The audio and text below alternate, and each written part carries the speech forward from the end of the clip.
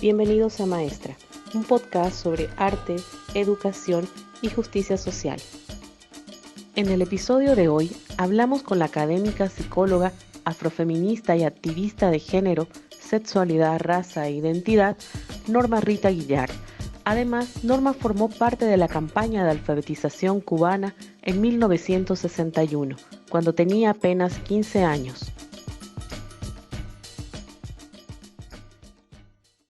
Sí, estoy como en la mente de mucha gente, pero una de las cosas que me puso en la mente de mucha gente es precisamente esa película maestra. La alfabetización para mí tiene un antes y un después en mi vida, ¿no? Fue a partir de esa experiencia de participación activa, lejos de la casa, con una edad joven, que mis salas fueron abriéndose y de ahí pues seguí volando hasta hoy y poniendo en práctica el sueño que en ese momento tenía y que no hubiera sido posible si una revolución no triunfa.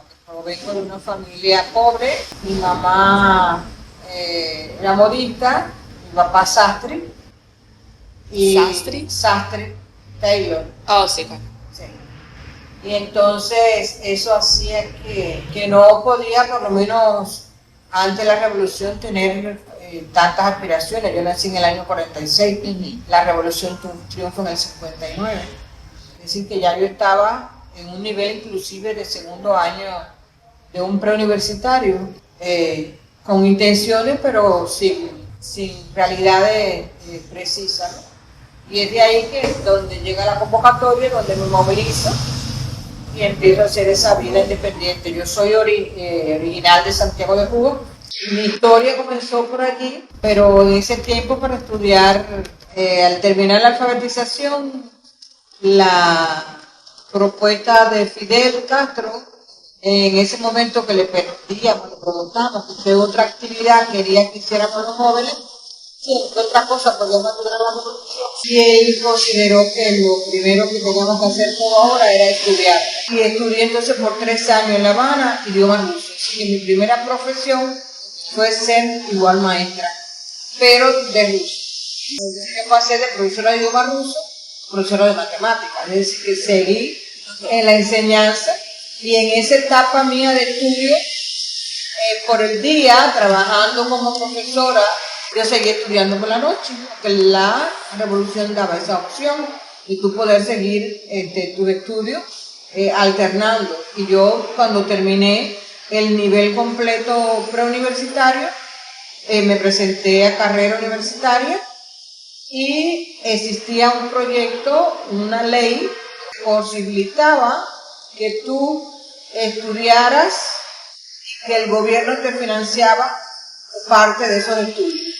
De ahí fue donde hice mi carrera, un año como licenciatura en matemáticas, pero luego finalmente me cambié a psicología.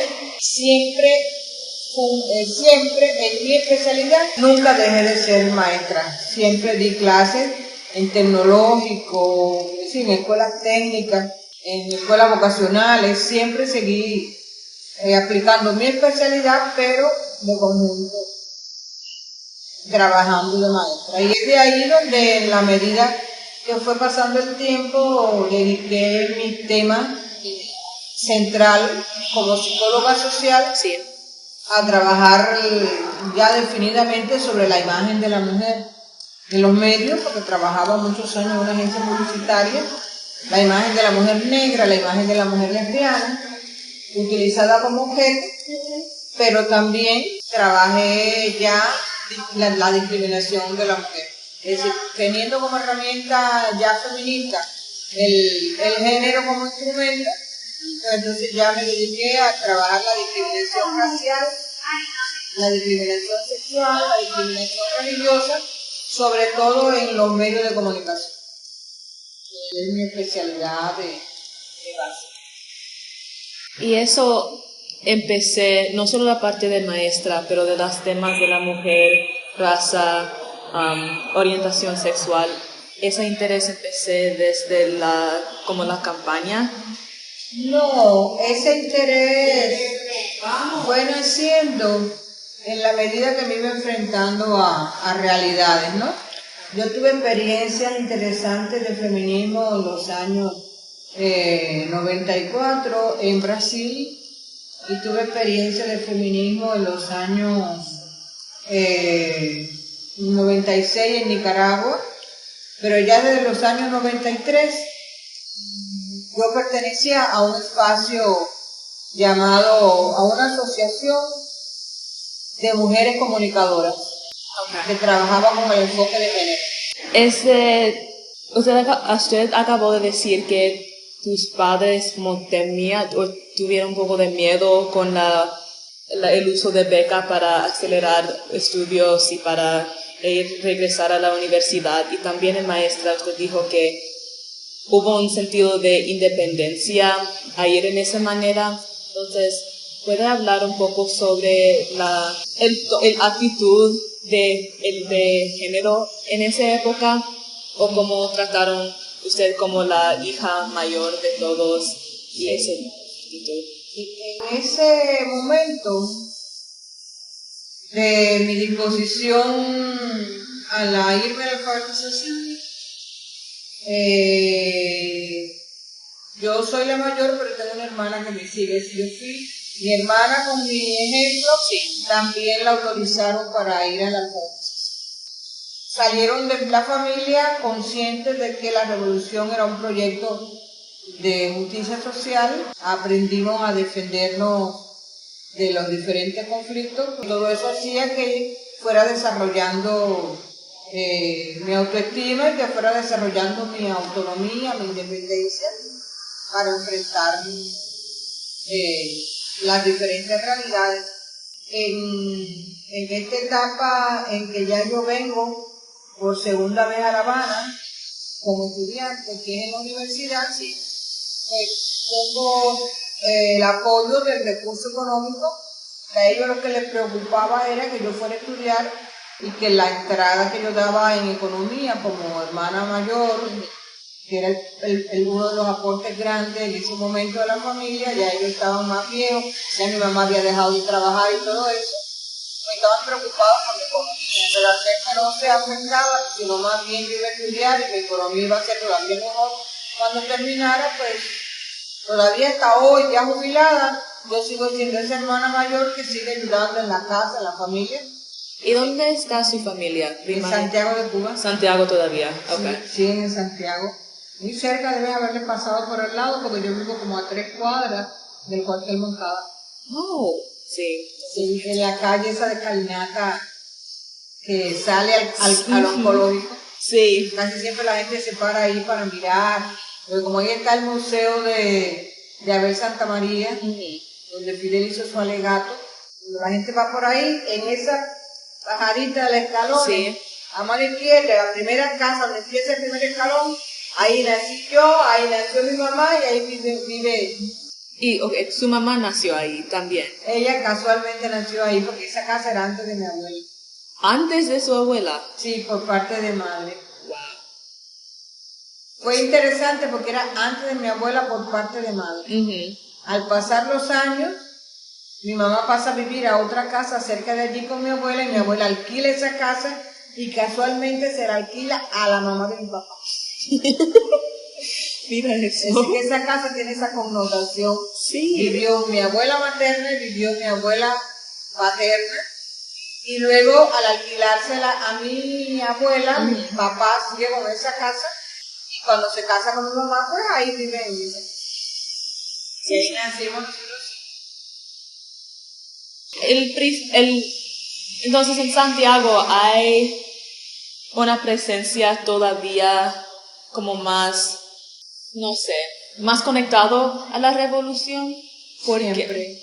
Okay. Es que siempre ha nacido todas las revoluciones y todos los fundamentales líderes que ha tenido la revolución a través de su historia siempre han sido de esa parte oriental.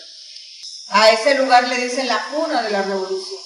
Y en el momento de la campaña, ¿usted cómo se dio cuenta del rol de la mujer específicamente en ese momento? O sea, realmente no tenía esa conciencia de género. Lo que pienso que la misma historia que tiene Cuba, que aunque no es todavía del todo tan visible, pero donde la mujer siempre ha tenido una participación particular, parece que como normal dar una respuesta de un paso adelante cuando hay solicitudes, porque en la alfabetización, no sé si tú has podido conocer que el 52% fuimos mujeres. Sí. Por eso es que justamente nace la película Maestra, porque esa fue la intención de la directora Catherine Murphy cuando hizo su película, visibilizar justamente el papel de la mujer. ¿Y hay un papel de la mujer negra dentro de ese papel de la mujer? ¿O era una mezcla como que no era? Sí, realmente en esa etapa yo todavía tampoco tenía una conciencia.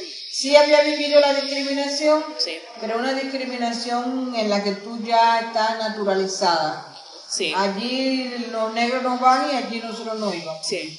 Es decir, y ya eso tú lo tenías tan incorporado lo tenía que cuando en la alfabetización a mí me ubican en una primera casa y esa casa tenía planta, tenía luz. Sí. Y yo dije, ay, qué bueno, porque yo le tenía miedo a la oscuridad y todo eso. Sí.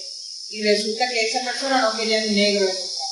Y yo no lo hice como sufrimiento, sí, era como ya naturalizado. Si no querían negro, entonces me pusieron en otra, que en esa no había ni luz, era de tierra, no tenía baño, sí, con muchas dificultades, pero ya nosotros conocíamos que íbamos a enfrentar dificultades. Lo que pasa es que te digan que un lugar es difícil a que tú lo vivas son dos cosas muy diferentes. Y yo sentí que tuve que aprender más que lo que yo fui a enseñar. Sí. Porque allí no había baño, había que ir al campo abierto, luego en ayuda, ¿no?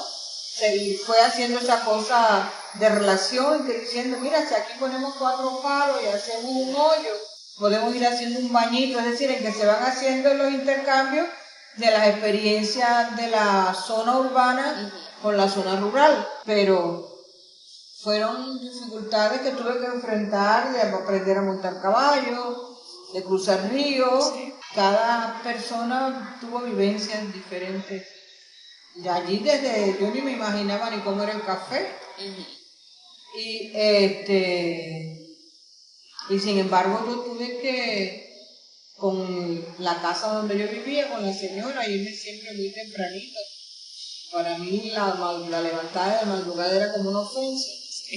Tenía así, yo soy dormidora de la mañana, soy noctámbula y duermo mucho en la mañana. Sí. Y entonces, desde siempre. Y eso hizo que tuviera que aprender a saber que ese trabajo existía y que había que levantarse a las 5 de la mañana y aprender todo eso.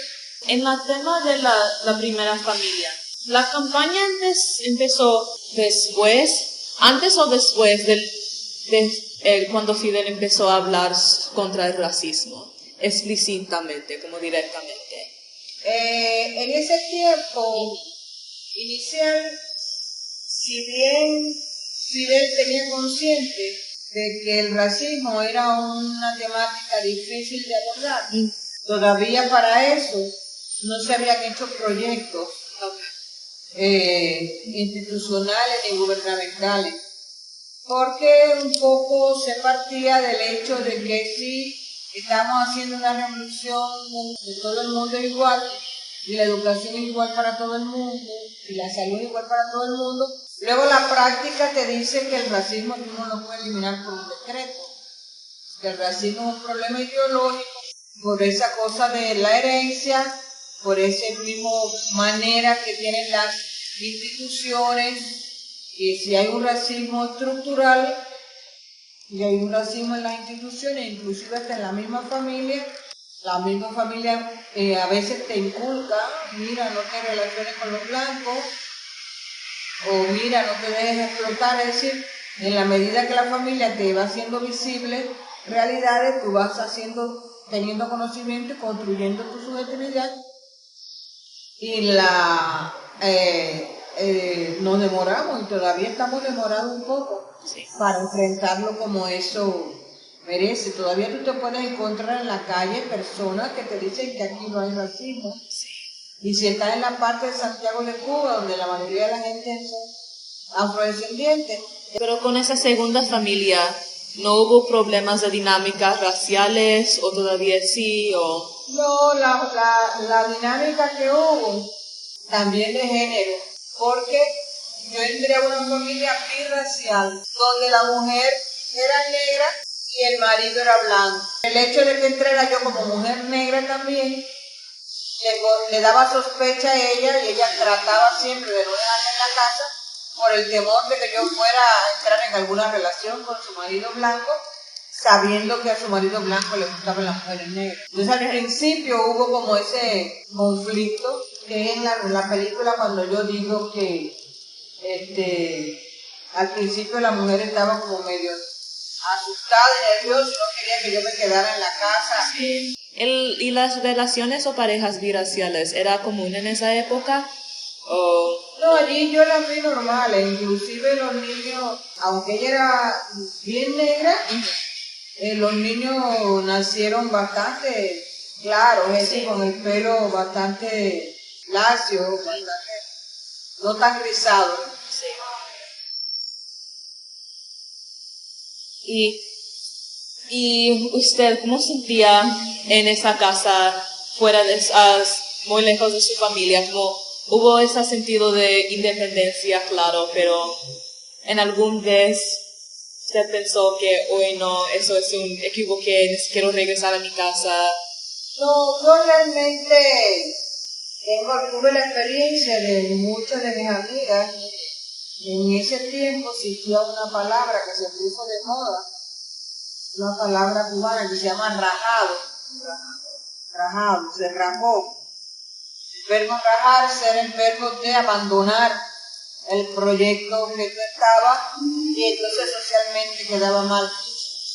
Y yo le tenía como pánico a esa palabra. Yo empecé y había dificultades, pero inclusive yo tuve dificultades después de esa casa, porque como iba con ella siempre al campo, Sí. yo no sabía que yo tenía una alergia de piel, una alergia también de asma, y hacía como bronquitis y con granos en las piernas.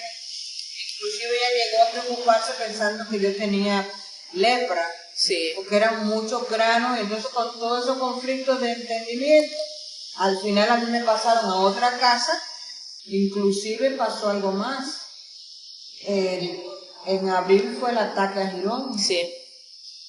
Vinieron esos insurgentes, pero yo me fui en mayo, y el problema es que yo en mayo cumplía mis 15, y ya al ser la hija mayor, ella tenía ese sueño de hacerme esa fiesta de 15, y había con mucho sacrificio, el vestidito rosado, Sí. bordado, con los adornos para la foto, y ella se sentía como un poco frustrada que si yo me iba, no iba a tener ese momento que ella llevaba, pienso que 15 años Sí. esperando para disfrutar. Y como yo era modista, pues realmente me había hecho un vestido así como bien bonito. Yo también, pero cuando llegó esa actividad ya a mí no me importaba tanto el vestido, yo quería haberme ido. Sí. Y siempre estuve como preocupada, digo, ay mi madre, si no hacen otro llamado, me voy a quedar sin poder participar, porque era un movimiento de tanta gente, tantas amigas y amigos. Siempre como me interesa mucho el obsesión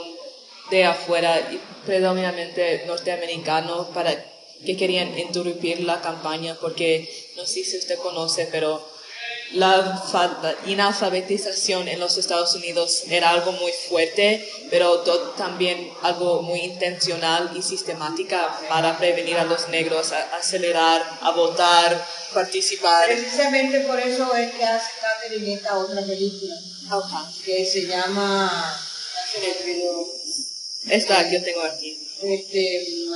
Dicen que soy la maestra. Dicen que soy la maestra.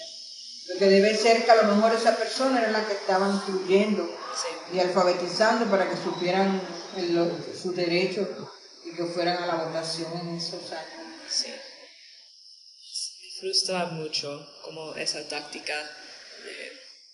Cada vez que yo he presentado, la experiencia que tuve bonita, es que cuando yo presentaba este documental en las escuelas allá, en los high schools, en las universidades, estudiantes como ustedes, siempre se acercaban mucho y algunos hasta adoraban la presentación, sintiendo, me refiero a aquellos que sentían cómo el analfabetismo de su país era cada vez más grande y cómo se utilizaba para utilizar el poder para explotar, para abusar.